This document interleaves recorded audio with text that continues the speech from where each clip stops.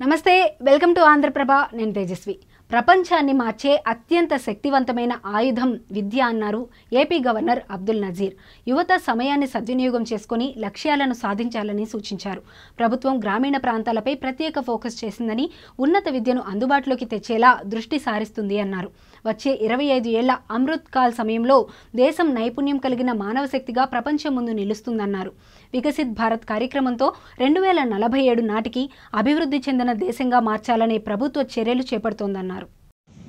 SR Gudlavalleru engineering college, Shri V Satyanarayana Rao secretary and correspondent, Shri P Rajababu district collector Krishna district, doctor P Karuna Kumar principal SR Gudlavalleru engineering college, distinguished guests, ladies and gentlemen, members of the media, my dear students who are in large numbers today here, I feel very happy to see you here.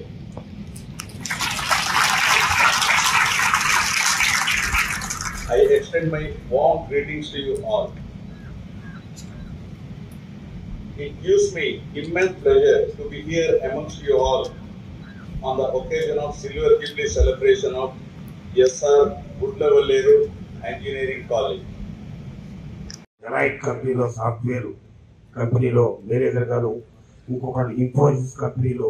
Team లీడర్గా పనిచేస్తూ క్రమశిక్షణతో కూడిన నాణ్యమైన విద్యను ఈ విద్యా సంస్థ ద్వారా వారు పొంది తద్వారా వారి ద్వారా నా కుటుంబం కూడా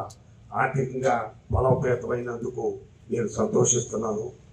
ఇటువంటి విద్యా సంస్థలో కుగ్రామంలో పెట్టిన ఈ విద్యా సంస్థ ద్వారా ఎంతోమంది గ్రామీణ ప్రాంతాల్లో విద్యార్థులు